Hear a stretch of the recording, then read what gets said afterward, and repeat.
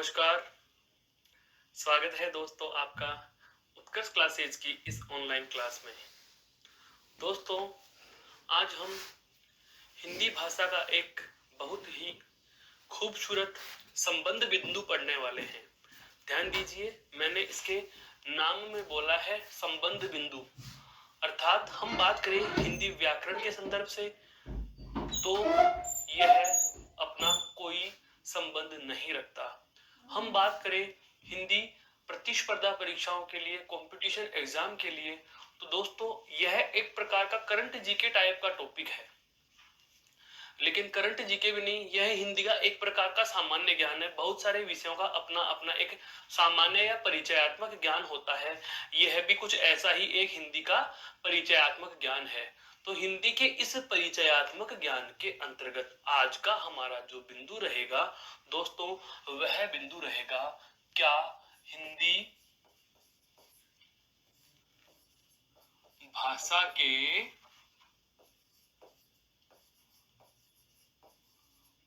प्रमुख पुरस्कार।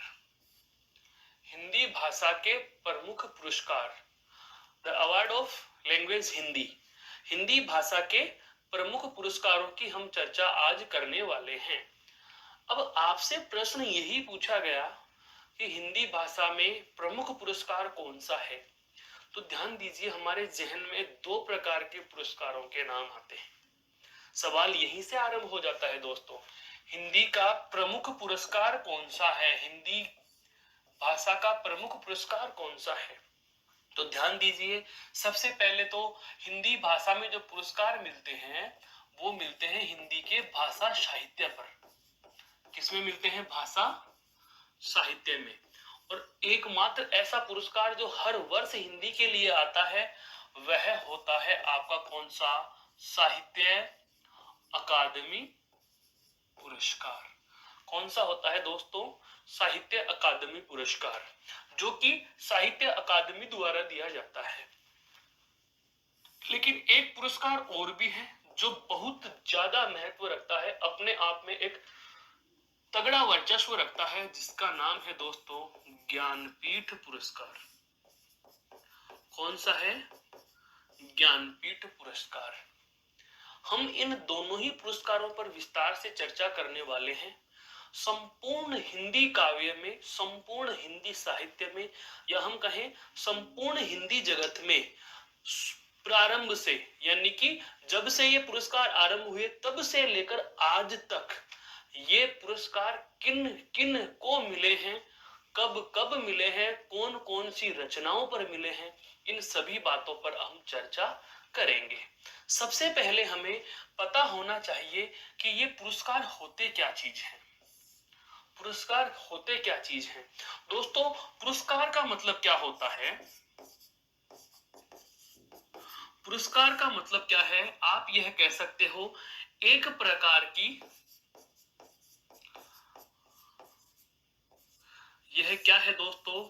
सकारात्मक अभिप्रेरणा है, पॉजिटिव मोटिवेशन। पुरस्कार क्या होते हैं? एक प्रकार की सकारात्मक अभिप्रेरणा होते हैं जो कि उस दिशा में, उस क्षेत्र में और अधिक अच्छा करने के लिए हमें प्रेरित करते हैं। किसी भी संबंध में हमें पुरस्कार मिला हो।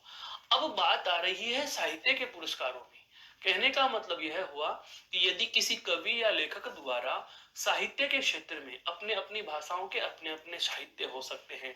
यहाँ हम केवल हिंदी की ही बात नहीं करेंगे, चाहे वो अंग्रेजी भाषा हो, चाहे वो कन्नड़ भाषा हो, चाहे वो मलयालम भाषा हो, चाहे वो अरबी, फारसी या उर्दू हो, कोई भी भाषा हो, अपने अपने साहित्य को समृद्ध बनाने के लिए किसी भी कवि या लेखक के द्वारा जो भी उसका अभूतपूर्व योगदान दिया जाता है, उस योगदान हेतु उसे जिस उपाधि से, हम कहें जिस पदवी से नवाजा गया, वह उन पदवियों को, उन उपाधियों को, उन सम्मानों को, उन पॉजिटिव मोटिवेशन या सकारात्मक अभिप्रेरणाओं को ही हम नाम किसका दे दिया दोस्तों? पुरस्कारों का नाम दे दिया। तो आज की कक्षा में हम बात करने जा रहे हैं, मोस्टली दो पुरस्कार हमारे समक्ष चर्चा में रहेंगे। एक तो पुरस्कार है आपका कौन सा दोस्तों, ज्ञानपीठ पुरस्कार, और एक कौन सा है, साहित्य अकादमी पुरस्कार। अगर आपसे पूछा जाए हिंदी का सबसे बड़ा पुरस्कार तो कौन सा है, तो केवल हिंदी में कौन सा आता है, साहित्य अकादमी पुरस्कार। लेकिन यही पूछा जाए केवल कि साहित्य के क्षेत्र में सबसे बड़ा पुरस्कार कौन सा है, तो वह कौन सा है दोस्तों, ज्ञानपीठ पुरस्कार है। कौन सा है दोस्तों, ज्ञानपीठ पुरस्कार है। तो चलो अब हम आरंभ करते हैं हमारे पुरस्कारों की इस वर्णिका को, हम पुरस्कारों के संबंध के वार्ता को। देखिए सबसे पहले हम बात करते हैं दोस्तों ज्ञानपीठ पुरस्कार की।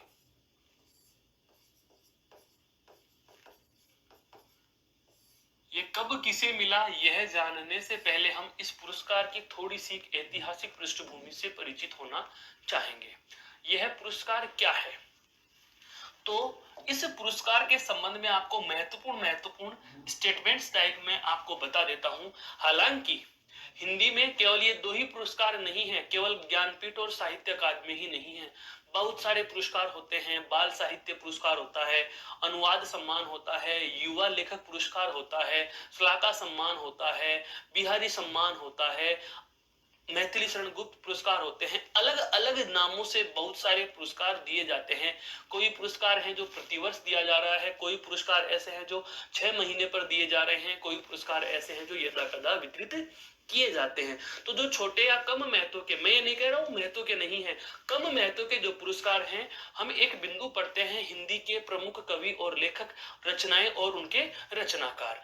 तो रचनाएं और रचनाकार जब पढ़ेंगे तो जो कोई पुरस्कृत रचना होगी तो उस समय उस पुरस्कार का हम उल्लेख कर लेंगे, या कोई पुरस्कृत लेखक होगा या रचनाकार होगा तो उस रचनाकार का हम नाम उल्लेख कर लेंगे। लेकिन जो दो बड़े पुरस्कार हैं, ज्ञानपीठ और साहित्य अकादमी पुरस्कार, उसे हम चर्चा का विषय बनाते हैं। तो सबसे पहले दोस्तों हमारी चर्चा आरंभ करते हैं हम किससे, ज्ञानपीठ पुरस्कार से। किससे करते हैं दोस्तों, ज्ञानपीठ पुरस्कार से। देखो ज्ञानपीठ पुरस्कार, सबसे पहली बात क्या,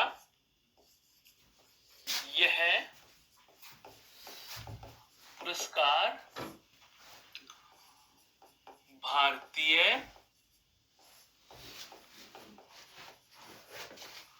ज्ञानपीठ संस्था द्वारा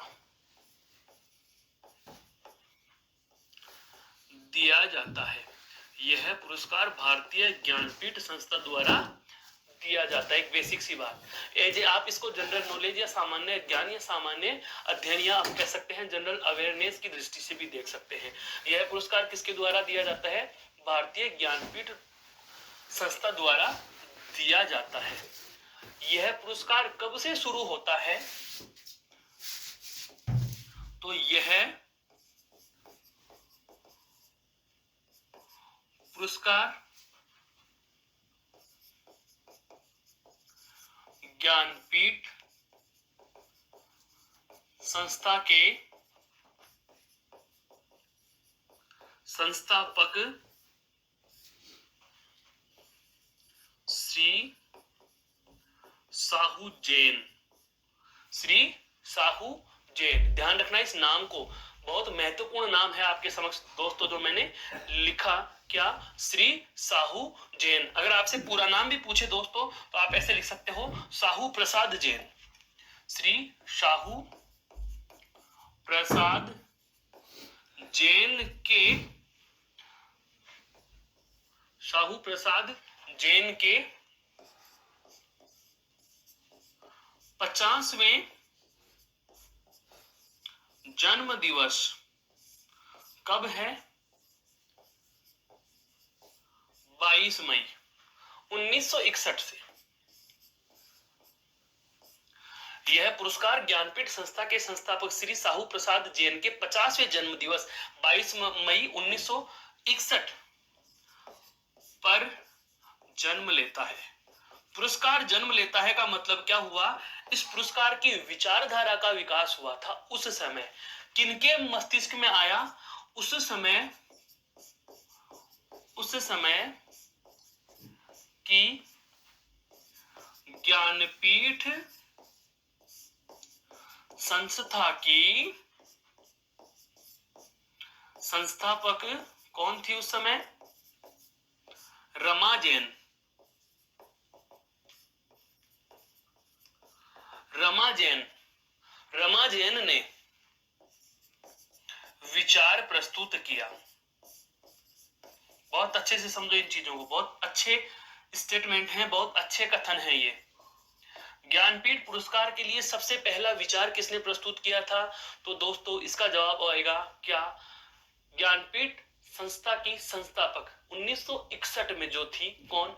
मई 1961 में जो संस्थापक थी, कौन? रमा जैन। तो उनके दिमाग में आता है उनके जन्म दिवस के उपलक्ष्य में, किसके? श्री शाहू प्रसाद या शाहू शांति प्रसाद जैन, श्री शाहू शांति प्रसाद जैन। आप यहाँ शांति प्रसाद जैन भी लिख सकते हो। शाहू श्री शांति प्रसाद जैन के नाम पर या उनके जन्म दिवस पर एक मस्तिष्क में विचारधारा जन्म लेती है कि क्यों न हमें कुछ ऐसा करना चाहिए जो एक भाषा के गौरव को, या हम कहें राष्ट्रीय स्तर पर भाषा के गौरव को बढ़ावा तो देता ही देता है, अंतरराष्ट्रीय स्तर पर भी एक पहचान बन सके। तो इसके लिए उन्होंने क्या किया? सबसे पहले एक विचार प्रस्तुत किया कि इस प्रकार से हमें कोई ऐसा पुरस्कार बनाना या ऐसा पुरस्कार हमें देना चाहिए। उसके बाद में क्या होता है? सितंबर 1961 में, सितंबर 1961 में न्यास की गोष्ठी बनाई जाती है। गोष्ठी का मतलब एक कमेटी बना दी जाती है। गोष्ठी का गठन कर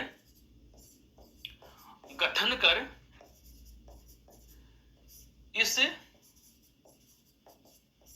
चर्चा पर बल दिया। अर्थात उन्होंने, उनके दिमाग में मई में तो ये बात आती है और उन्होंने सितंबर में एक कमेटी का गठन कर दिया कि आपको एक इस प्रकार से कोई न कोई नियमावली का निर्धारण करना है जो कि यह बता सके कि किस व्यक्ति को, कौन सी रचना को, अमुक रचनाकार को अमुक भाषा के लिए हमें यह पुरस्कार देना होगा। तो इस प्रकार से हम बात करें कि पुरस्कार का जन्म कैसा हुआ, देता कौन है, तो इसके बारे में पता चल रहा है दोस्तों कि यह एक जैन परिवार, जैन फैमिली जो है श्री साहू शांति प्रसाद जैन है, उनके जन्म दिवस की याद में रमा जैन द्वारा 1961 में इस ओर एक महत्वपूर्ण प्रयास या महत्वपूर्ण सोच को जन्म दिया गया था, जिसके लिए एक कमेटी बनाई गई और उस कमेटी में बाद में इस ज्ञानपीठ संस्था के साथ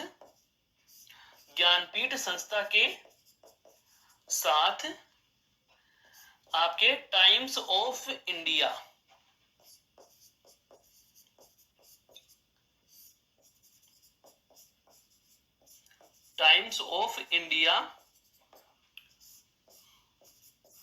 की एक संयुक्त गोष्ठी का गठन होता है। संयुक्त गोष्ठी का गठन हो गया, अर्थात पहले तो केवल अकेली भारतीय ज्ञानपीठ परिषद या ज्ञानपीठ न्यास ही थी। उसके बाद इस संस्थान के साथ कौन जुड़ गए? आपका टाइम्स ऑफ इंडिया भी जुड़ जाता है और इनकी एक संयुक्त कमेटी बन जाती है।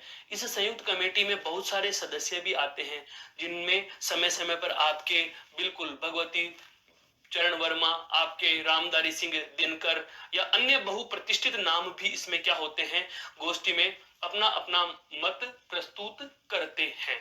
पहली बात यहां तक की, अभी बात पूरी नहीं हुई है, हम आगे बढ़ेंगे। हमने यहाँ तक बहुत सारी बातें जानी। क्या क्या? यह पुरस्कार भारतीय ज्ञानपीठ संस्था द्वारा दिया जाता है। फिर उसके बाद यह किसके द्वारा स्थापित किया गया? तो श्री शांति प्रसाद, या हम कहें साहू श्री शांति प्रसाद के 50वें जन्म दिवस पर। दोस्तों ध्यान रखने वाली बात यहाँ पर रही है, कौन सा जन्म दिवस था? 50वां जन्म दिवस। कब? 22 मई 1961 को इस प्रकार के पुरस्कार की विचारधारा का जन्म होता है। और यह सबसे पहले मत किसने रखा था? रमा जैन ने, जिन्होंने सितंबर 1961 में भारतीय ज्ञानपीठ न्यास की एक गोष्ठी का गठन किया और इस बारे में सोचने हेतु सुझाव प्रस्तुत किए। फिर इस ज्ञानपीठ संस्था के साथ में कौन जुड़ जाता है? आपका टाइम्स ऑफ इंडिया भी जुड़ जाता है और इस बात को सुदृढ़ता प्रदान करने हेतु महत्वपूर्ण कदम उठाने की ओर अग्रसर होते हैं। महत्वपूर्ण कदम उठाने की ओर अग्रसर होते हैं। तो अब बात आती है कि यह पुरस्कार तो इस तरीके से जन्म लेता है, लेकिन पुरस्कार है क्या चीज, इसकी बात करते हैं दोस्तों। तो देखो, बात कर रहे हैं हम ज्ञानपीठ पुरस्कार की।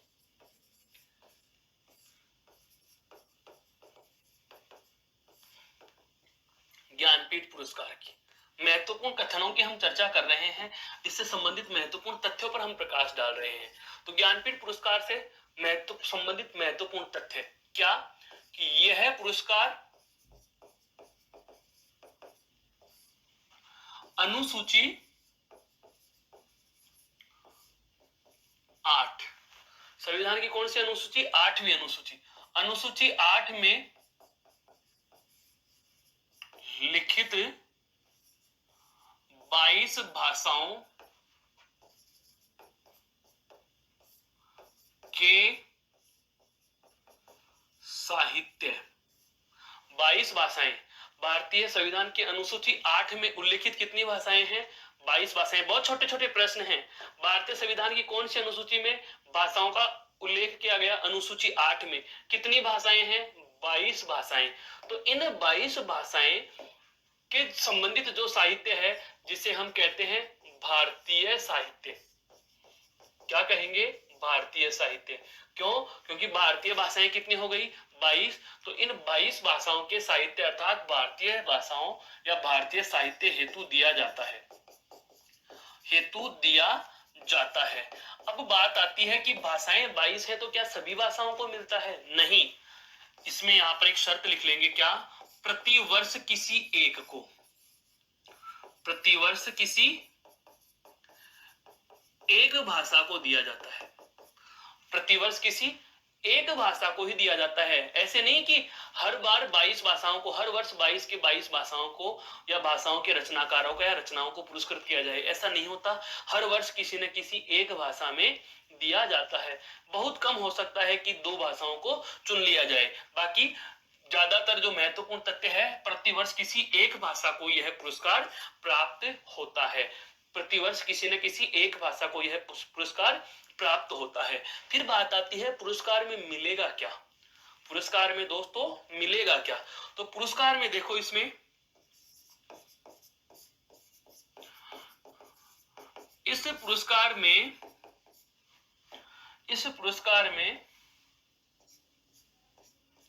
11 लाख रुपये, कितने रुपए, 11 लाख रुपए। लेकिन अब यहां से भी सवाल बनते हैं, क्या शुरू से ही 11 लाख दिए जाते थे, नहीं। यहां पर ध्यान देने वाली बातें हैं, क्या, आरंभ कब होता है इसका, 1965 में। आरंभ कब होता है दोस्तों, 1965। आरंभ में 1 लाख रुपये थे, आरंभ में कितने थे भाई, 1 लाख रुपए। आरंभ में कितने रुपए, 1 लाख। फिर 2005 में राशि कितनी हो जाती है, 5 लाख। कितनी हो जाती है, 5 लाख। हिंदी के प्रथम रचनाकार जिन्होंने 5 लाख पुरस्कार प्राप्त किया था, वे कौन है आपके, कुंवर नारायण। कौन है दोस्तों, कुंवर नारायण। अभी हम इन नामों पर बहुत अच्छे से चर्चा करने वाले हैं। और वर्तमान की अगर आपसे बात पूछ ली जाए, तो वर्तमान में कितने मिलते हैं दोस्तों, वर्तमान में यह राशि समय समय पर बढ़ती कितनी हो चुकी है, 11 लाख रुपए है। वर्तमान में कितने, 11 लाख रुपए है। तो आपसे पूछा जाए कि ज्ञानपीठ पुरस्कार के अंतर्गत कितनी राशि दी जाती है, 11 लाख रुपए दिए जाते हैं। तो क्या हर वर्ष 11 लाख दिए गए, नहीं। आरंभ में यह राशि केवल 1 लाख थी, 2005 में ये 7 लाख हो जाती है, 2005 में राशि 7 लाख हो जाती है, 7 लाख। 2005 में राशि 7 लाख हो जाती है। और उसके बाद में वर्तमान में यह राशि कितनी हो जाती है दोस्तों, वर्तमान में यह राशि कितनी है, 11 लाख। इसके अलावा इस पुरस्कार में और क्या क्या मिलता है, इसके अलावा तो हम कहेंगे प्लस एक ताम्रपत्र मिलता है, एक ताम्रपत्र मिलता है और उसके साथ में एक वाग देवी की प्रतिमा, वाग देवी की प्रतिमा मिलती है। वाग देवी की क्या मिलती है दोस्तों? प्रतिमा प्राप्त होती है, अर्थात जो भी पुरस्कार प्राप्त करता होता है उसको वाग देवी की एक प्रतिमा प्राप्त होती है। और यह प्रतिमा किसकी बनी होती है? कांस्य की। किसकी है भाई? कांस्य की प्रतिमा प्राप्त होती है। अब यह नाम सुनते ही हमारे जहन में एक इतिहास का प्रश्न और आता है कि वागदेवी की प्रतिमा इतिहास में किनके काल की है? तो आप यह कह सकते हो यह कांस्य की प्रतिमा धार मालवा, धार मालवा जाहिर सी बात है कौन सा? एमपी। धार एमपी। कौन से शासक है? परमार शासक। कौन से? परमार राजाओं के समय की। और परमार राजा कौन से? भोज परमार। कौन से हैं दोस्तों? भोज परमार के समय की है। कौन से समय की है? भोज परमार के समय की है। तो ध्यान से समझिए, जो ज्ञानपीठ पुरस्कार होता है, इस ज्ञानपीठ पुरस्कार में वर्तमान में 11 लाख रुपए, एक ताम्रपत्र और एक वाग्देवी की कांस्य प्रतिमा मिलती है। इससे संबंधित एक तथ्य हमें और पता चला कि वाग्देवी की प्रतिमा कहां से बनी? तो धार एमपी या मालवा से। किसके समय की है या कौन से राजाओं के शासनकाल के समय की प्रतिमा है? तो परमार राजाओं के। राजा का नाम पूछे तो भोज परमार के समय की यह कांस्य की प्रतिमा है, जो वर्तमान में ज्ञानपीठ पुरस्कार स्वरूप पुरस्कार प्राप्तकर्ता को 11 लाख रुपए की राशि और ताम्रपत्र के साथ सुपुर्द कर दी जाती है। आरंभ में हम बात करें, जिस समय ज्ञानपीठ पुरस्कार आरंभ हुआ था, कब हुआ था भाई? 1965 में। कहने का मतलब प्रथम ज्ञानपीठ पुरस्कार कौन से वर्ष दिया गया? 1965 को दिया गया था। मलयालम लेखक हैं वंशी रचना के लिए, जो जिनकी रचना का नाम हिंदी में है वंशी। यह भी बता देता हूं, प्रथम पुरस्कार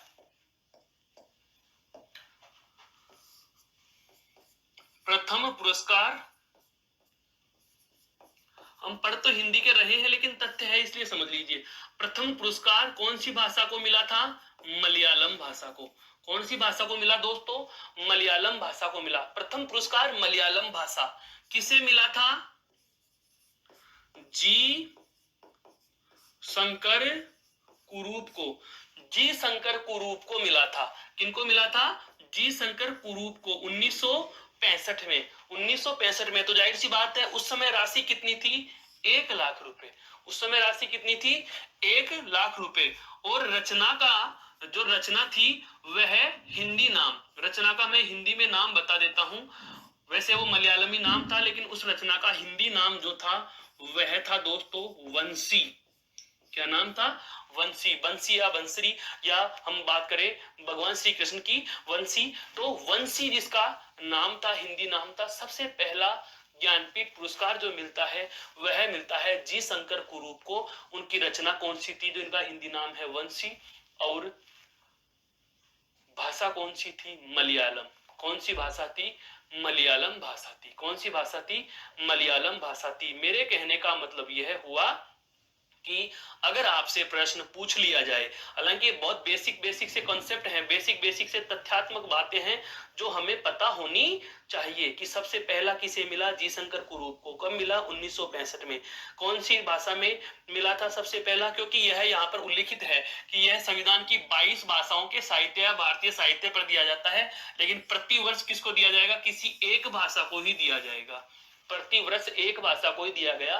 तो सबसे पहला जो पुरस्कार दिया गया वह जी शंकर कुरूप को मलयालम भाषा के लिए दिया गया था, और उस समय उनको मिले थे 1 लाख रुपए, एक ताम्रपत्र और वाग्देवी की प्रतिमा, जो कि परमार राजा भोजधार एमपी के जो राजा परमार थे उनके समय का एक हम कहें कांसे की मूर्ति है, जो वाग्देवी या मां सरस्वती की मूर्ति है। तो यह जी शंकर कुरूप को मिला। अब हम, ये तो थी बेसिक सी बात इस पुरस्कार से संबंधित। हम बात करें कि सभी 22 भाषाओं में सबसे ज्यादा कौन सी भाषा को मिला हुआ है। दोस्तों यह भी प्रश्न पूछा जा सकता है, सबसे ज्यादा किसको मिला हुआ है? तो ध्यान रखना, अब तक 7 बार मिल चुका है हिंदी व संस्कृत को। हिंदी व संस्कृत को, यह सर्वाधिक है। यह रिकॉर्ड है कि अब तक सबसे ज्यादा किसको मिला, हिंदी को। इसके बाद हम बात करते हैं कन्नड़ और मलयालम भाषाओं के नाम आते हैं।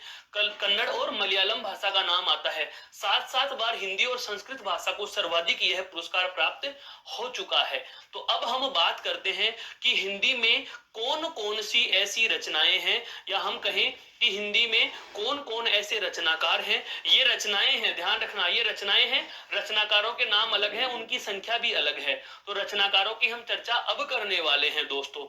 तो हिंदी में सबसे पहले सर्वाधिक 7-7 बार रचनाएं सम्मानित हो चुकी हैं। अब मैं बात करना चाहूंगा किसकी, कि हिंदी भाषा में ज्ञानपीठ पुरस्कार सबसे पहले कब मिला, किनको मिला, और अब तक किन किन को मिल चुका है दोस्तों। तो एक बार इसे गौर से देख लीजिए, फिर हम बात करते हैं अब तक के ज्ञानपीठ पुरस्कारों पर।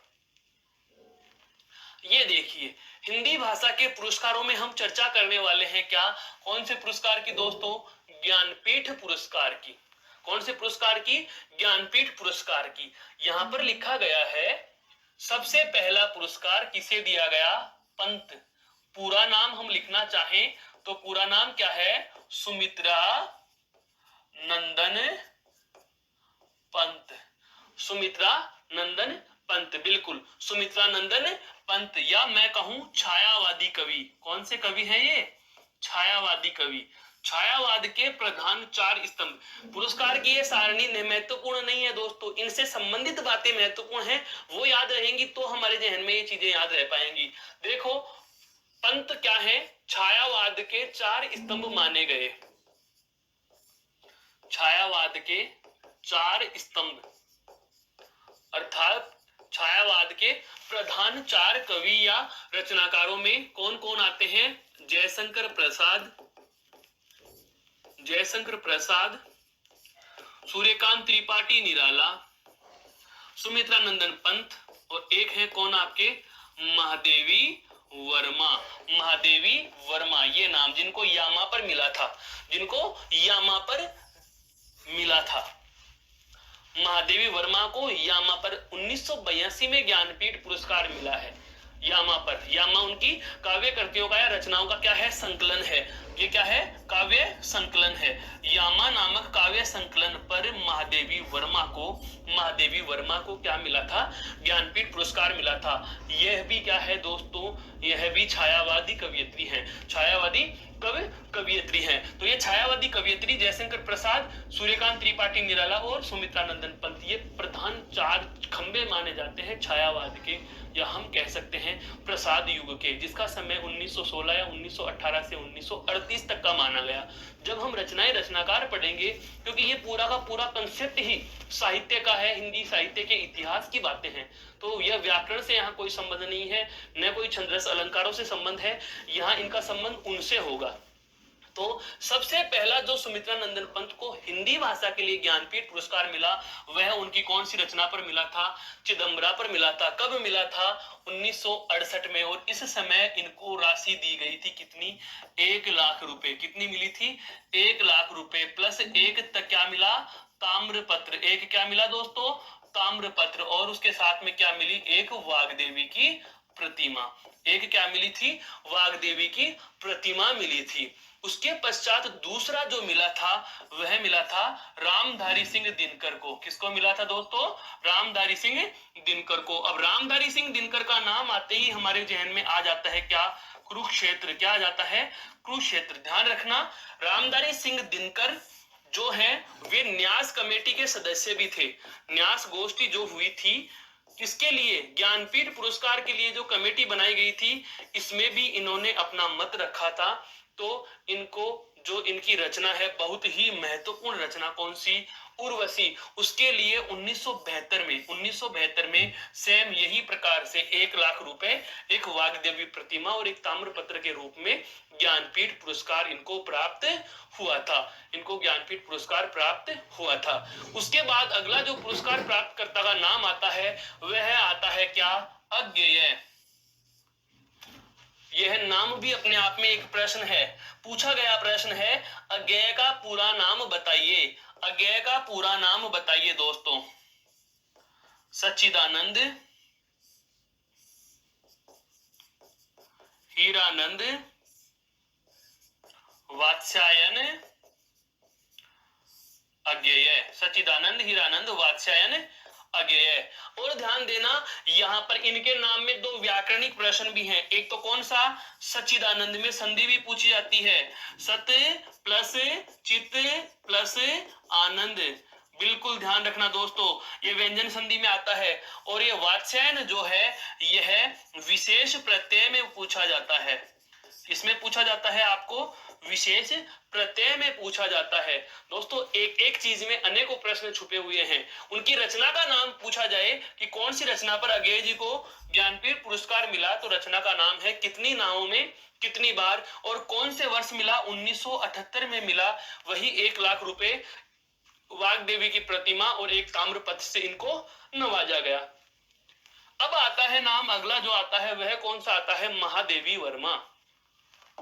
ध्यान दीजिए, महादेवी वर्मा के लिए अभी अभी एक चीज तो मैंने ये बता दी, क्या, छायावाद के 4 स्तंभ, छायावाद के 4 स्तंभ। इसके अलावा एक छायावाद की वृत्तत्रयी भी थी, अर्थात 3 महत्वपूर्ण कवियों का संकलन, 3 महत्वपूर्ण नामों का संकलन, उनमें भी महादेवी वर्मा का नाम गिना जाता है, उनमें भी महादेवी वर्मा का नाम गिना जाता है। तो हम कहें क्या कि महादेवी वर्मा को इनके संपूर्ण काव्य संकलन, जिसका नाम इन्होंने यामा रखा था, कौन सा रखा था, यामा, इस यामा काव्य संकलन पर 1982 में ज्ञानपीठ पुरस्कार दिया गया।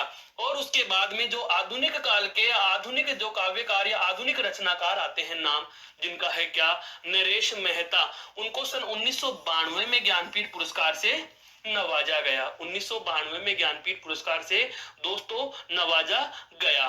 तत्पश्चात हम बात करें कि और किन्हें प्राप्त हुआ, तो देखिए निर्मल वर्मा, वर्तमान की हम बात करते हैं, आधुनिक रचनाकारों में आ जाते हैं जिनके नाम, तो निर्मल वर्मा को संपूर्ण काव्य पर, निर्मल वर्मा को संपूर्ण काव्य पर 1999 में, ध्यान दीजिए 1992 के बाद कब मिला, 1999 में निर्मल वर्मा को क्या मिलता है, ज्ञानपीठ पुरस्कार प्राप्त हो जाता है। ध्यान रखना हम कौन से पुरस्कार की बात कर रहे हैं दोस्तों, ज्ञानपीठ पुरस्कार की बात कर रहे हैं। और यहां तक आते आते ध्यान रखना यह राशि कितनी थी, 1 लाख ही थी। कितनी थी, 1 लाख ही थी। याद कीजिए थोड़ी देर पहले मैंने बताया था कि सबसे पहले ज्ञानपीठ पुरस्कार की राशि 1 लाख, प्रथम बदलाव 2005 में हुआ, कितना हुआ, 7 लाख रुपए। और 7 लाख प्राप्त करने वाले हिंदी के प्रथम कवि कौन थे, कुंवर नारायण थे। कौन थे दोस्तों, कुंवर नारायण थे, जिनको इनके संपूर्ण काव्य पर 2005 में 7 लाख रुपए की राशि ज्ञानपीठ पुरस्कार के रूप में प्राप्त होती है। कहने का मतलब जिस समय ज्ञानपीठ पुरस्कार की राशि में बढ़ोतरी होती है उसी वर्ष हिंदी में फिर से एक ज्ञानपीठ पुरस्कार प्राप्त होता है, और वो मिलता है कुंवर नारायण को। किसको मिलता है, कुंवर नारायण को। इसके बाद देखो ये संयुक्त रूप से अमरकांत और श्रीलाल शुक्ल को, दोनों व्यक्तियों की रचनाएं जब बराबर प्रभावी रही तो इन दोनों को संयुक्त रूप से इनके संपूर्ण काव्य पर 2009 में, ध्यान रखना, यह मिला था इनको संयुक्त रूप से, अलग अलग नहीं मिलेगा, अलग अलग नहीं मिलेगा, एक साझा पुरस्कार दिया गया संयुक्त रूप से 2009 में अमरकांत और श्रीलाल शुक्ल को क्या दिया गया, ज्ञानपीठ पुरस्कार दिया गया, ज्ञानपीठ पुरस्कार दिया गया। फिर उसके बाद 50वां ज्ञानपीठ पुरस्कार जो मिलता है, या मैं कहूं ज्ञानपीठ पुरस्कार के पूरे स्वर्णिम 50 वर्ष पूरे हो जाने के बाद, पूरे 50 वर्ष पूर्ण हो जाने के बाद जो 2014 का ज्ञानपीठ पुरस्कार जो प्राप्त होता है वह संपूर्ण काव्य पर मिलता है केदारनाथ सिंह को। ज्ञानपीठ पुरस्कार के स्वर्णिम 50 वर्ष पूरे, 50 वर्ष पूरे होने पर, तो ध्यान रखना दोनों महत्वपूर्ण बदलाव। सबसे पहला जब राशि बढ़ी तो पहला पुरस्कार हिंदी में ही मिला, क्योंकि राशि कब बढ़ती है, 1 लाख से 7 लाख रुपए 2005 में। उस समय किसको मिल गया, कुंवर नारायण को संपूर्ण काव्य पर 2005 में ज्ञानपीठ पुरस्कार प्राप्त हुआ। हिंदी का पहला अगर आपसे पूछा जाता है तो हिंदी का पहला सुमित्रा नंदन पंत को प्राप्त होता है, किसमें, चिदम्बरा पर 1968 में प्राप्त होता है। और जब ज्ञानपीठ पुरस्कार के वितरण होने के 50 वर्ष पूर्ण हो जाते हैं उस समय मिलता है आपके केदारनाथ सिंह को। तत्पश्चात तत्पश्चात 2016 में फिर ज्ञानपीठ पुरस्कार हिंदी में प्राप्त हुआ किसको? श्री रघुवीर चौधरी को, इनके संपूर्ण काव्य पर। और अंतिम हिंदी का, या मैं कहूं अब तक का हिंदी में ज्ञानपीठ पुरस्कार के रूप में अंतिम पुरस्कार मिला है, वह किनको मिला है? कृष्णा सोबती को। दोस्तों यह नाम बहुत महत्वपूर्ण है, यह नाम बहुत महत्वपूर्ण है, क्योंकि कृष्णा सोबती ऐसा नाम है जिनको ज्ञानपीठ पुरस्कार भी मिल चुका है और जिनको साहित्य अकादमी पुरस्कार भी मिल चुका है। साहित्य अकादमी पुरस्कार भी post box number 203 Nala Sopara के लिए इनको मिला था। तो कृष्णा सोबती का नाम साहित्य अकादमी पुरस्कार में भी उल्लिखित है, या उनको वहां भी मिला हुआ है। और कृष्णा सोबती को इनके संपूर्ण काव्य पर, ध्यान रखना, संपूर्ण साहित्य पर नहीं, संपूर्ण काव्य अर्थात कविताओं के लेखन पर इनको 2017 में ज्ञानपीठ पुरस्कार से नवाजा गया। तो यह एक बहुत ही सुंदर और स्वर्णिम कहानी मैंने आपके समक्ष प्रस्तुत की। 2017 का है। जैसे लेटेस्ट की बात करें, देखो 2016 में भी हिंदी को मिला, 2017 में भी हिंदी को मिला दोस्तों, 2018 में अंग्रेजी भाषा को मिला था। 2018 का ज्ञानपीठ पुरस्कार था वह अंग्रेजी भाषा के लिए अमिताभ घोष को मिला था। अमिताभ घोष, श्री अमिताभ घोष को अंग्रेजी भाषा में ज्ञानपीठ पुरस्कार मिलता है, और यह अंग्रेजी भाषा में पुरस्कार प्राप्त करने वाले प्रथम थे। यह अंग्रेजी भाषा में, बिल्कुल अंग्रेजी भाषा में पुरस्कार प्राप्त करता अमिताभ घोष। 2018 का ज्ञानपीठ पुरस्कार किसको मिला था? अमिताभ घोष को मिलता है। अमिताभ घोष को 2018 का ज्ञानपीठ पुरस्कार, जिसको हम यह भी कह सकते हैं ये अंग्रेजी भाषा के प्रथम थे। अर्थात अंग्रेजी भाषा में अब तक कितने ज्ञानपीठ पुरस्कार प्राप्त हुए हैं? केवल एक प्राप्त हुआ है। किन्हें प्राप्त हुआ है? अमिताभ घोष को। हालांकि यह हिंदी में कदापि नहीं पूछा जाएगा, ध्यान रखना, यह केवल एक जनरल नॉलेज और करंट अफेयर्स के तरीके से प्रश्न है कि आपसे प्रश्न पूछ लिया जाए कि अब तक हिंदी में कितने ज्ञानपीठ पुरस्कार प्राप्त हुए, इनकी तुलना करते हुए पूछ ले कि अंग्रेजी में कितने प्राप्त हुए हैं, तो केवल एक प्राप्त हुआ है। किसे प्राप्त हुआ है? तो अमिताभ घोष को प्राप्त हुआ है। कौन से भाषा में हुआ है? तो अंग्रेजी भाषा में हुआ। और कब हुआ? ये 2018 का पुरस्कार है दोस्तों, 2018 का पुरस्कार है। इसके बाद में 2019 में मिला था, बिल्कुल इनके बाद में जो आता है 2019 का जो भी पुरस्कार मिला था वह भी हिंदी में नहीं मिला, यह आपके मलयालम भाषा को मिला था, मलयालम को। हालांकि ये चीजें आपके हिंदी में महत्व नहीं रखती है, तो इनको अगर आपके याद भी नहीं होता तो चिंतित, हैरान, परेशान होने की आवश्यकता नहीं है। हमें पता होना चाहिए कि हाँ यह हिंदी में, अंग्रेजी में मिले हैं। हिंदी में, अंग्रेजी और मलयालम में मिलते रहे। हिंदी में अगर ज्ञानपीठ पुरस्कार की बात की जाए तो अब तक हिंदी का अंतिम ज्ञानपीठ पुरस्कार मिला है 2017 में। और इस पुरस्कार को प्राप्तकर्ता का नाम यदि आपसे पूछ लिया जाए तो संपूर्ण काव्य में 2017 पर मिला है किसको? कृष्णा सोबती को। किसको मिला है? कृष्णा सोबती को। जिससे ठीक पहले 2016 में मिला था किसको? रघुवीर चौधरी को। और उससे ठीक पहले 50 वर्ष पूर्ण हो जाने के उपलक्ष्य में 2014 में किसको मिला था? आपके केदारनाथ सिंह को। किसको मिला था? केदारनाथ सिंह को यह पुरस्कार प्राप्त होता है दोस्तों। तो बेहद ही प्रसन्नचित्त कर देने वाली वार्ता जो हमारे इस ज्ञानपीठ पुरस्कार से संबंधित थी, आशा करता हूं यह आपके बहुत अच्छे से क्लियर हुई। केवल एक पुरस्कार अभी हमने जाना, और वह कौन सा जाना दोस्तों? ज्ञानपीठ जाना। कौन सा जाना? ज्ञानपीठ। लेकिन हिंदी का सबसे महत्वपूर्ण पुरस्कार तो अभी बाकी ही रहे दोस्तों, और उस पुरस्कार नाम क्या है? साहित्य अकादमी पुरस्कार। कौन सा पुरस्कार है दोस्तों? साहित्य अकादमी पुरस्कार। तो अब हेडिंग डाल दीजिए मेरे दोस्तों, साहित्य अकादमी पुरस्कार, जिसको अब हम चर्चा में लेने वाले हैं। तो आज का हमारा जो दूसरा पुरस्कार, या जिस दूसरे महत्वपूर्ण पुरस्कार पर हम चर्चा करने जा रहे हैं, वह है साहित्य अकादमी पुरस्कार। साहित्य अकादमी पुरस्कार क्या होता है, इस बात को जानने के लिए हमें पहले इसकी थोड़ी सी भूमिका जाननी पड़ेगी। अर्थात हिंदी साहित्य के प्रति, हिंदी साहित्य के प्रति, हिंदी साहित्य के प्रति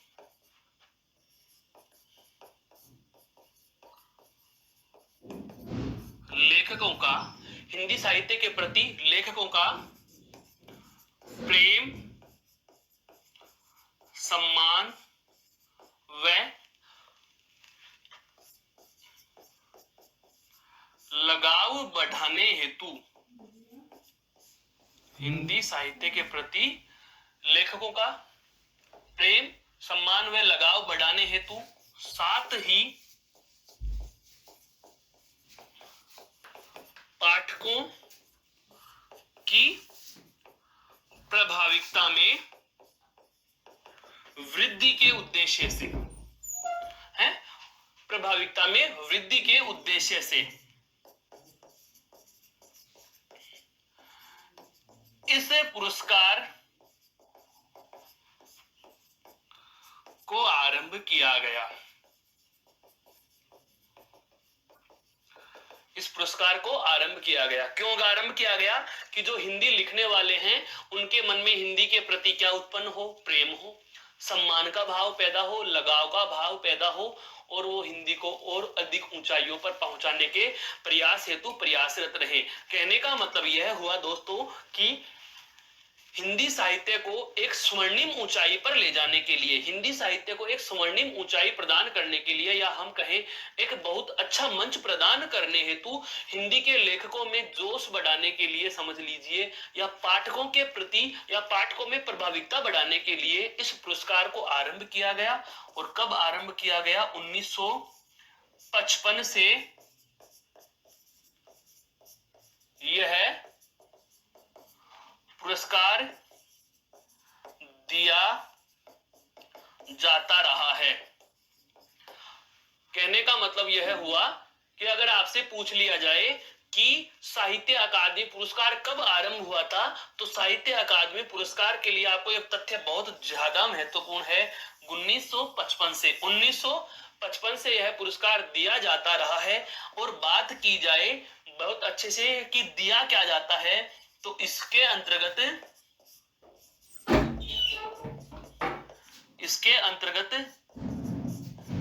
1 लाख रुपए व प्रशस्ति पत्र दिया जाता है। 1 लाख तो रुपए दिए जाते हैं और प्रशस्ति पत्र दिए जाता है। कहने का मतलब यह हुआ दोस्तों कि जो साहित्य अकादमी पुरस्कार है यह कब से आरंभ हुआ था? कि 1955 से आरंभ हुआ था। 1955 से आरंभ होने के बाद से यह वर्तमान तक हर वर्ष दिया जाता रहा है। केवल एक ही वर्ष ऐसा होता है जो भारतीय हिंदी साहित्य के लिए एक प्रकार से काला वर्ष रह गया इस पुरस्कार की दृष्टि से। 1962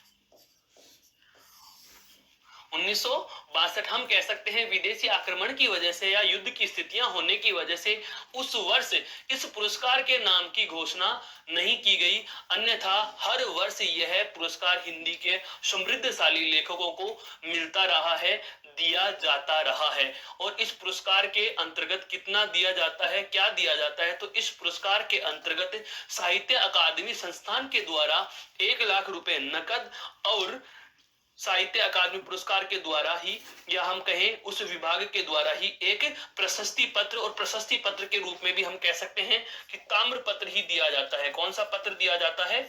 ताम्र पत्र दिया जाता है। हालांकि इस साहित्य अकादमी संस्थान के द्वारा 2 अन्य पुरस्कार भी और हैं। 3 पुरस्कार हैं। एक तो है अनुवाद सम्मान, अनुवाद पुरस्कार, जो विदेशी रचनाओं से या अन्य हिंदी भाषी रचनाओं का हिंदी भाषा में अनुवाद, अच्छा अनुवाद करने पर दिया जाता है। इसके अलावा मिलता है बाल साहित्य पुरस्कार,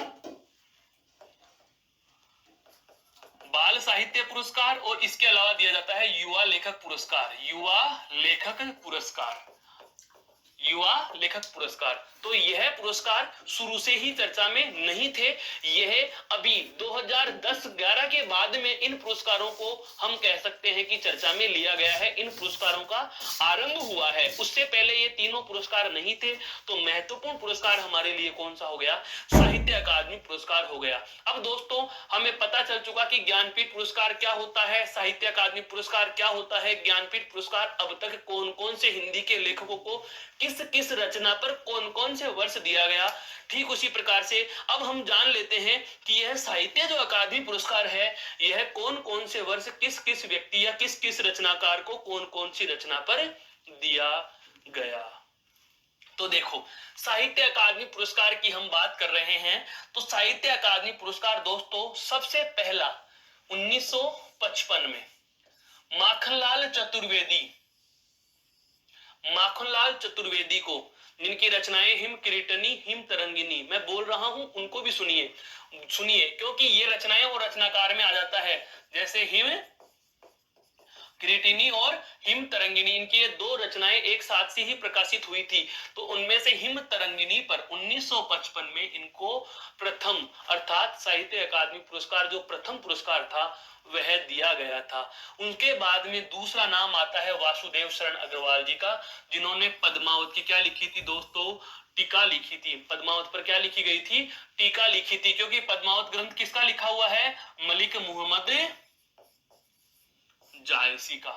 किसका लिखा हुआ है? मलिक मोहम्मद जायसी के द्वारा लिखा गया था। मलिक मोहम्मद जायसी के द्वारा लिखे गए इस पद्मावत ग्रंथ की जो टीका है, टीका का मतलब आलोचना समालोचनात्मक ग्रंथ जो इन्होंने लिखा था, उस पर वासुदेव शरण को कब मिला? 1955 के बाद लगातार 1956 में। मैंने क्या कहा? यह प्रतिवर्ष दिया जाएगा, केवल 1962 को छोड़कर। उसके बाद 1957 में किसको दिया? बौद्ध धर्म दर्शन के संपूर्ण दर्शन शास्त्र की बुक थी। इस दर्शन शास्त्र साहित्य के लिए आचार्य नरेंद्र देव को यह पुरस्कार प्राप्त होता है। उसके बाद जो आपके राहुल सांकृत्यायन है, जिन्होंने मध्य एशिया का इतिहास लिखा था, इसके लिए इनको 1958 में मिला। 55, 56, 57, 58 और 1958 के बाद 1959 के नाम की बात आती है, तो वही आपके कौन? रामधारी सिंह दिनकर जी। रामधारी सिंह दिनकर जी का नाम आता है। रामधारी सिंह दिनकर को ज्ञानपीठ भी मिला हुआ है दोस्तों। रामधारी सिंह दिनकर को ज्ञानपीठ भी मिला हुआ है। कौन सी रचना पर मिला था? उर्वशी रचना पर मिला था। अभी अभी हमने पढ़ा है दोस्तों, इनको कौन सी रचना पर मिला था? उर्वशी रचना पर मिला था। 1972 में मिला था दोस्तों। तो इस बात का भी हमें जरा ध्यान रखना है, याद रखनी है। तत्पश्चात आता है वही जिन्होंने प्रथम ज्ञानपीठ पुरस्कार प्राप्त किया था चिदम्बरा के लिए। उन्हीं को मिलता है कला और बूढ़ा चांद। सुमित्रा नंदन पंत को कौन से पर? कला और बूढ़ा चांद। ये इनकी क्या है? काव्य रचना है। और काव्य रचना पर इनको क्या मिला दोस्तों? ज्ञानपीठ पुरस्कार प्राप्त होता है। आगे नाम आते हैं, देखो, भगवती चरण वर्मा, जिनकी रचना का नाम चित्रलेखा। चित्रलेखा पर 1961 में मिला। 61 के बाद देखिए दोस्तों कौन सा आ रहा है? वर्ष 1963, अर्थात 1962 में कोई ज्ञानपीठ पुरस्कार नहीं दिया गया। कोई विदेशी, हम कह सकते हैं विदेशी युद्ध के कारण,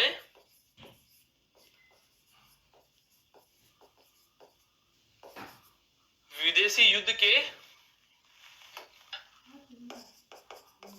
कारण 1962 का ज्ञानपीठ पुरस्कार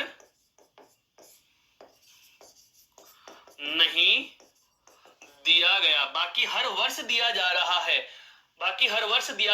है, बिल्कुल। उसके बाद में 1963 में कलम का सिपाही, एक कलम का जादूगर भी आता है, बिल्कुल, मुंशी प्रेमचंद के लिए कहा जाता है, ध्यान रखना। तो कलम का सिपाही जो जीवनी है मुंशी प्रेमचंद, तो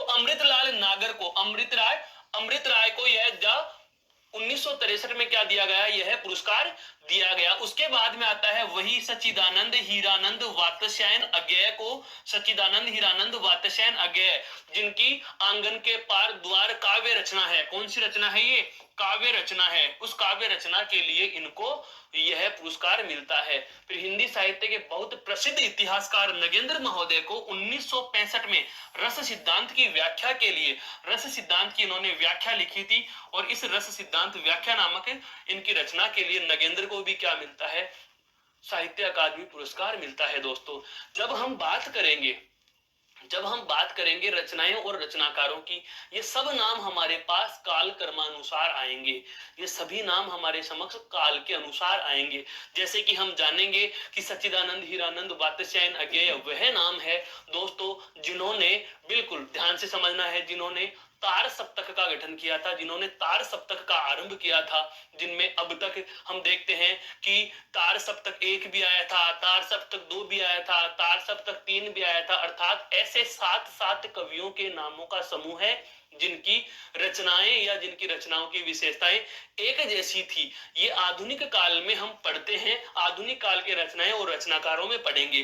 तत्पश्चात आते हैं बाल जो मनोवैज्ञानिक लेखक हैं, कौन? ज्ञानेंद्र कुमार, जिनके लिखी गई थी गजानंद माधव मुक्तिबोध, जो उपन्यास इन्होंने लिखा था मुक्तिबोध उपन्यास। इस मुक्तिबोध उपन्यास पर इनको मिलता है। अमृत राय के बाद में मिलता है अमृतलाल नागर को अमृत और विष नामक जो उपन्यास है, इसके लिए 1967 में साहित्य अकादमी पुरस्कार दिया गया। फिर आते हैं हालावादी कवि, हालावादी, बिल्कुल हालावादी कवि। हालावादी कवि हरिवंश राय बच्चन अमिताभ बच्चन के पिताजी हैं। अमिताभ बच्चन के पिताजी, इनको 2 चट्टाने पर 1968 में जो है साहित्य अकादमी पुरस्कार मिलता है। फिर उसके बाद में श्री लाल शुक्ल के द्वारा लिखे गए राग दरबारी उपन्यास पर 1969 में इनको साहित्य अकादमी पुरस्कार से सम्मानित किया गया। तत्पश्चात आपके समक्ष नाम आता है दोस्तों रामविलास शर्मा के द्वारा लिखी गई एक आलोचनात्मक बहुत अच्छा ग्रंथ है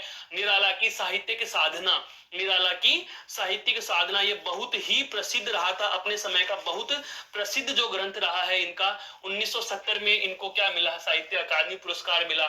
तत्पश्चात नामवर सिंह कविता के नए प्रतिमान आलोचनात्मक ग्रंथ है, ये देखो आलोचनात्मक ग्रंथ है, तो इस पर इनको 1971 में साहित्य अकादमी पुरस्कार मिला था। और भवानी प्रसाद मिश्र को 1972 में बुनी हुई रस्सियों के लिए साहित्य अकादमी पुरस्कार मिला था। तो वहीं हजारी प्रसाद द्विवेदी आलोक पर्व जो निबंध संग्रह था, इस निबंध संग्रह पर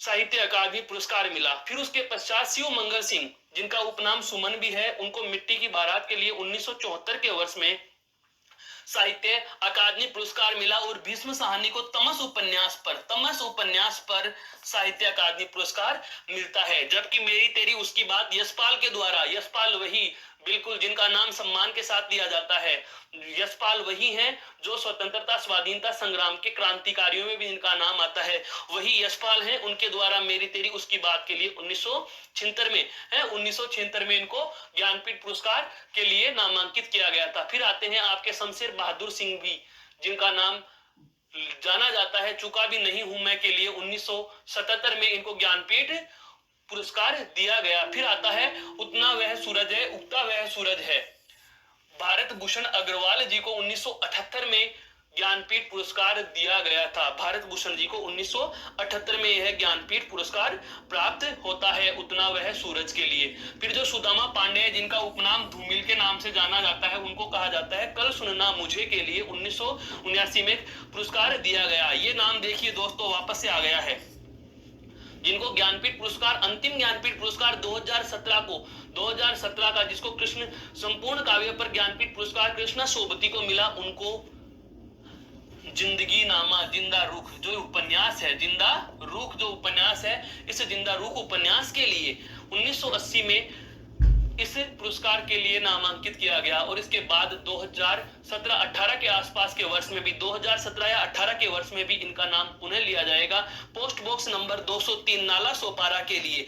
बिल्कुल चित्रा मुदगल को जो मिलता है, चित्रा मुदगल को मिलता है, उसी प्रकार की यह रचना है। Post box number 203 Chitra Mudgal ji को भी मिलता है। त्रिलोचन ताप के ताए हुए दिन 1981 में इनको साहित्य अकादमी पुरस्कार मिला। हरिशंकर प्रसाई जो आपके व्यंग्य रचनाकार माने जाते हैं, कौन से माने जाते हैं? व्यंग्यकार माने जाते हैं, व्यंग्यकार।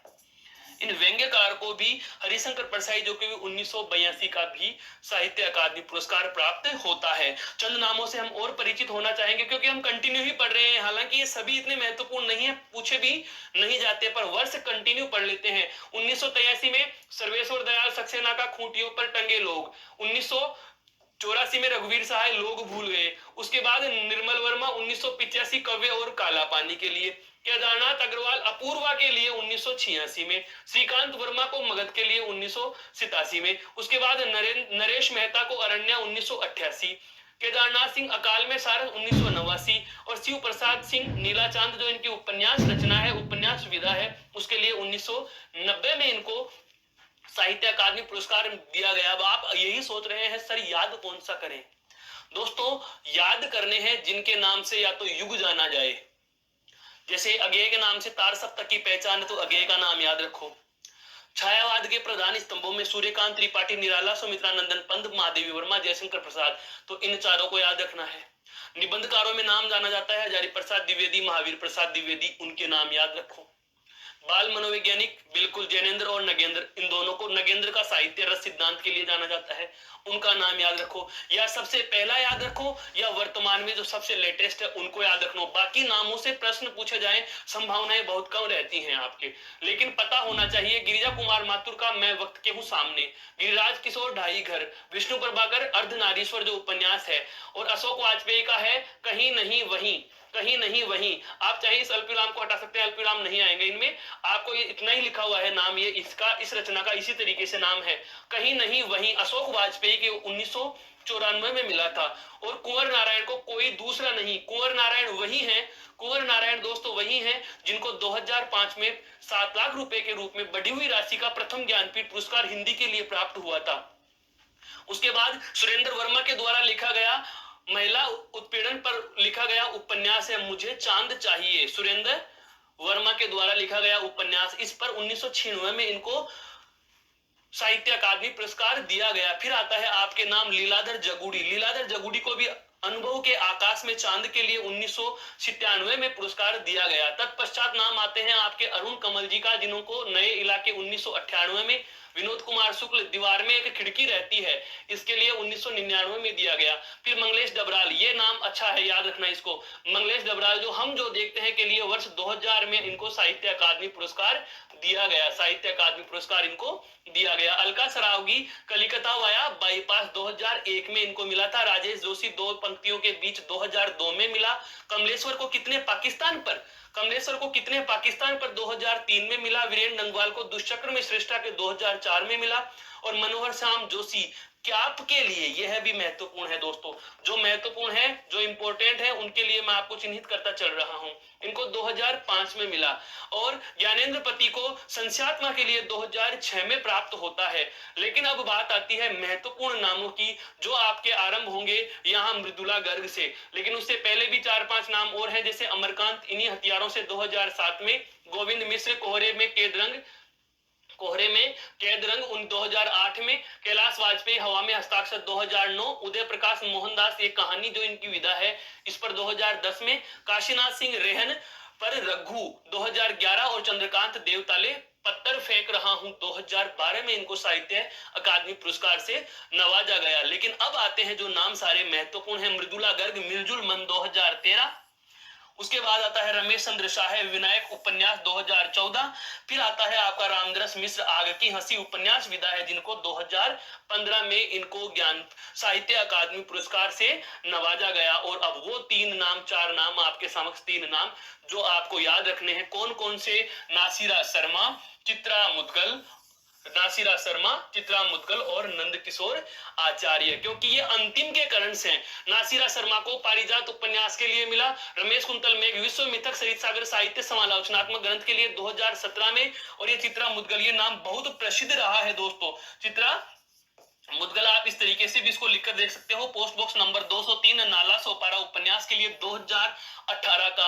यह स्थानीय परीक्षाओं में बहुत बार पूछा जा चुका प्रश्न है, इस बात को याद रखना। कृष्णा सोबती और चित्रा मुदगल, उधर से वो अंतिम, इधर से यह अंतिम महिला। उसके बाद में आते हैं आपके नंद किशोर आचार्य, छीलते हुए अपने को ये कविता संग्रह के लिए, इन कविताओं के लिए इनको जो है वह ज्ञान साहित्य अकादमी पुरस्कार दिया गया। उधर की महिला ज्ञानपीठ पुरस्कार की अंतिम कौन रही? कृष्णा सोबती, जिनको संपूर्ण काव्य पर, और हम बात करें जिंदगी नामा, जिंदगी और रुख के लिए, यहाँ पर साहित्य अकादमी पुरस्कार भी इनको दिया गया है। जिंदगी नामा, जिंदगी और रुख के लिए इनको साहित्य अकादमी पुरस्कार भी दिया गया है, जिसका नाम है कृष्णा सोबती। ये देखिए दोस्तों यहाँ रहा।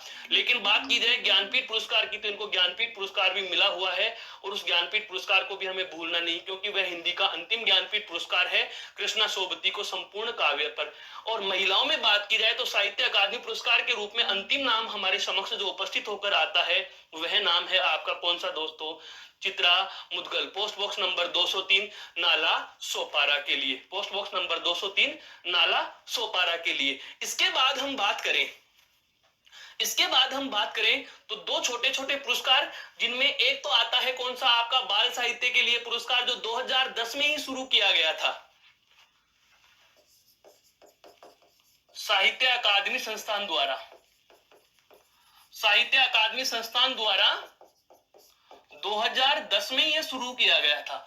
और 2010 में एक था ठुनठुनिया, प्रकाश मनु को मिला बाल साहित्य में कुल योगदान के लिए 2011 में हरिकृष्ण देवसरे, 2012 में बाल साहित्य में कुल योगदान के लिए बालशोरी रेड्डी, 2013, 14, 15 जैसे मेरे प्रिय बाल गीत, गाए गीत, ज्ञान विज्ञान के बाल साहित्य में कुल योगदान के लिए शेर जंग गर्ग को, 2016 में माता की माता का मटकेना के लिए द्रोणवीर क्रोहली को, और अब तक लास्ट जो रहा है वह 2017 में प्यारे भाई राम साय के लिए श्री स्वयं प्रकाश को यह पुरस्कार दिया जा चुका है। अब बात करें हम अंतिम जो साहित्य अकादमी के द्वारा दिया जाने वाला पुरस्कार है वह कौन सा है आपका दोस्तों, युवा पुरस्कार। कौन सा है? युवा पुरस्कार। और यह साहित्य अकादमी संस्थान के द्वारा, मैंने अभी अभी आपको बताया, साहित्य अकादमी संस्थान द्वारा 3 पुरस्कार और दिए जाते हैं। एक तो साहित्य अकादमी दिया जाता है, उसके अलावा 3 और।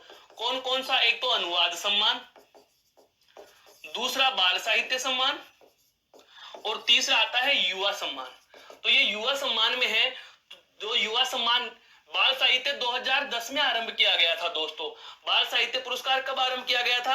2010 में आरंभ किया गया था। यह बहुत महत्वपूर्ण है, हमें यह भी पता होना चाहिए कौन सा पुरस्कार कब आरंभ हुआ था। जबकि अनुवाद सम्मान जो है यह 1989 में ही आरंभ हो चुका था। 1989 में ही आरंभ हो चुका था, जिसमें सबसे पहला जो है वो नूर नबी अब्बासी को मिला गया था। नूर नबी अब्बासी को, जो अंग्रेजी की कृति थी उनको हिंदी में लिखा गया था मालाबार से मास्को तक में। अब बात आती है युवा सम्मान। यह 2011 में आरंभ होता है और 2011 से 2018 तक, जो 18 में बाघ और सुगना मुंडा की बेटी के लिए अनुज लुगुन को प्राप्त होता है। सभी के नाम अगर हम पढ़ना चाहें तो कहते हैं तब तन सहनसा है सो रहे थे, उमाशंकर चौधरी को 2011 में, कुणाल सिंह को आदिग्राम उपाख्यान के लिए 2012 में, कुछ बूढ़ी उदास औरतों के लिए अर्चना बेचारे को 2013 में मिलता है, और 2014 में बारिश मेरा घरे के लिए कुमार अनुपम जी को मिलता है, और हवेली सनातनपुर के लिए इंदिरा डांगी को 2015 में,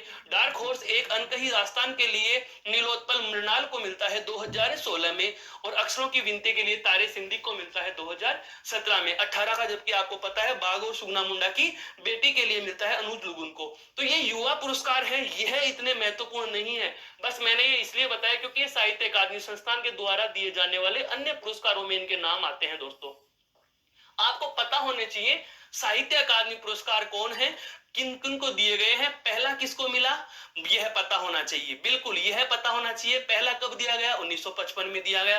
अंतिम अब तक किसको मिल गया? तो अंतिम में अभी अभी हमने जाना है। बिल्कुल अंतिम महिला पूछे तो आपके चित्रा मुदगल आती है, और यदि पुरुष पूछे तो नंदकिशोर आचार्य का नाम हमें याद रखना है, जिसको हम कह सकते हैं छीलते हुए अपने को। जबकि पूछ लिया जाता है अगर आपसे क्या कि सबसे पहला साहित्य अकादमी पुरस्कार किसको मिलता है, तो सबसे पहले साहित्य अकादमी पुरस्कार आपके माखनलाल चतुर्वेदी को हिम तरंगिणी के लिए 1955 में दिया गया था। जबकि ज्ञानपीठ प्रथम जो आता है वो सुमित्रा नंदन पंत को, और अंतिम आपके कृष्णा शोभती को दिया गया था। दोस्तों तो आशा करता हूं ये पुरस्कारों की जो सारी कहानी व्याकरण का टॉपिक नहीं, काव्य शास्त्र का टॉपिक नहीं, साहित्य के इतिहास से हल्का सा जुड़ता है, जीके का एक टॉपिक है जो मैंने आपसे साझा किया। आशा करता हूं ये सारा बिंदु आपके क्लियर रहा है। फिर भी अगर आपको कोई शंका, सवाल, समस्या हो तो आप कमेंट करके पूछ सकते हैं। हम फिर से मिलेंगे नए किसी बिंदु के साथ। तब तक के लिए धन्यवाद, नमस्कार, जय हिंद, जय भारत दोस्तों।